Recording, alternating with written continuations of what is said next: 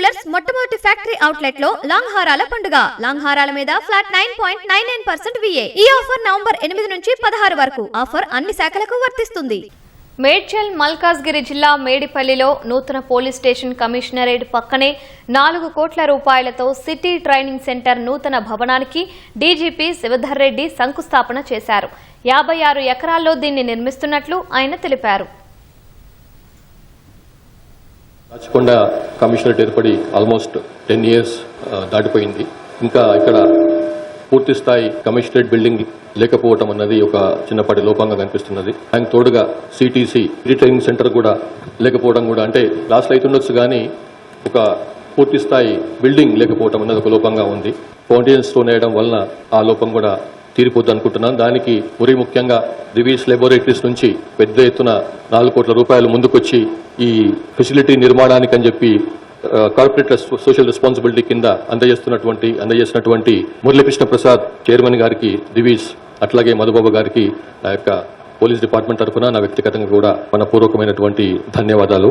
ఇది వారు నాకు పాత పరిచయమే నల్గొండప్పటి నుంచి కూడా వారి సోషల్ రెస్పాన్సిబిలిటీ అది సిఎస్ఆర్ ఉన్నా లేకున్నా కానీ వారి సోషల్ రెస్పాన్సిబిలిటీ సోషల్ కాజెస్లో ముందుంటారు డెవలప్ చేయడానికి అని చెప్పి. ఇప్పుడు కూడా వారు ఓపెన్ ఆఫర్ ఇచ్చిండ్రు. నేను ఇప్పుడు మామూలుగా యంగ్ ఇండియా పోలీస్ స్కూల్ అని మాకోటి స్కూలు నేను సీఎం గారి తెలంగాణ గౌరవ సీఎం గారి చాలా మన మనసుకు చాలా ఇష్టమైనటువంటి ఒక ఫెసిలిటీ ఏర్పాటు చేయాలని చెప్పి పోలీస్ పిల్లల కోసం అని చెప్పి అని వారు స్టార్ట్ చేయించారు.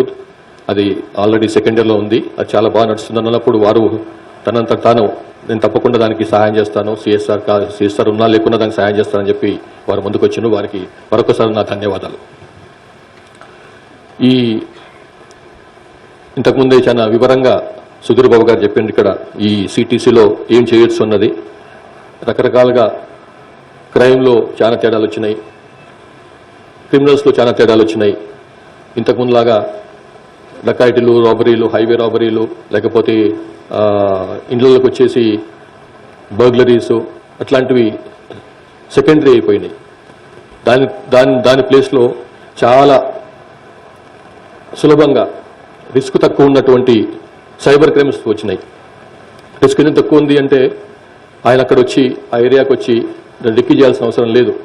ఆ ఏరియాకి వచ్చి అందులో ధనికుడు ఎవరు, పేద ఎవరు, ఎట్లా వెళ్ళొచ్చు అని రెక్కి చేయాల్సిన, సర్వే చేయాల్సిన అవసరం లేదు. ఇప్పుడున్న పరిస్థితుల్లో ఎక్కడో కూర్చొని జార్ఖండో, రాజస్థానో, ఢిల్లీయో ఎక్కడో కూర్చొని ఒక ఆయన దగ్గర చిన్న సెల్ ఫోన్ ఉంటే చాలు, ఇంకా ఆయన ఏదైనా చేయొచ్చు అన్నమాట. సో నిమిషాల్లో మనకి ఏదో ఒక ఏపీకే ఫైల్ పంపిస్తాడు, లేకపోతే ఒక ఓటీపీ, మీకు ఓటీపీ వచ్చింది కొంచెం నాకు చెప్తారా అని అడుగుతాడు, లేకపోతే డిజిటల్ అరెస్ట్ అంటాడు, లేకపోతే ఏ రకంగా ఇట్లా cyber crime sky is the limit అన్నమాట. సో ఈ రకంగా భయభ్రాంతులను చేసి ఒక రకంగా, ఇంకో రకంగా మనకు తెలియకుండానే మనతోనే ఒక లింకు మీద ప్రెస్ చేయించేసి, ఇది మామూలుగా క్యాజువల్ అంటే ఏదో లింక్ వచ్చింది కదని చెప్పి టక్కున ప్రెస్ చేస్తాం.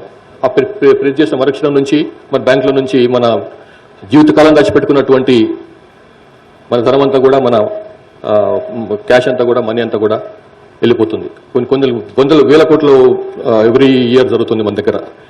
లక్కీగా ఏంటంటే మనం తెలంగాణ సైబర్ సెక్యూరిటీ బ్యూరో అనే ఒక సంస్థను ఏర్పాటు చేసుకున్నాం. ఆ సంస్థను లాస్ట్ 1.5-2 years చాలా బలోపేతం చేసినాం. ఆఫీసర్లను పెంచినాం, ఆఫీసర్లకి ఫెసిలిటీస్ ఇచ్చినాం, కార్లు, వెహికల్స్ వాళ్ళకు, అట్లాగే వాళ్ళ నైపుణ్యాలను పెంచేందుకని చెప్పి డిఫరెంట్ ప్లేస్లకి పంపించేసి వాళ్ళకి ట్రైనింగ్ ఇస్తున్నాం.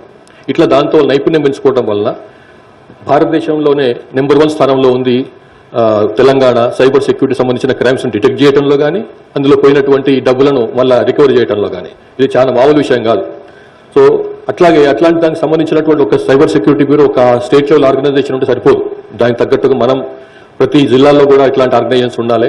దానికి ట్రైనింగ్ కావాలి. ముఖ్యంగా మన నైపుణ్యాలని, మన స్కిల్స్ని పెంచుకోవాలి. అట్లా స్కిల్స్, నైపుణ్యాలు పెంచుకోవాలంటే సిటీసీ లాంటి సంస్థలు చాలా అవసరం.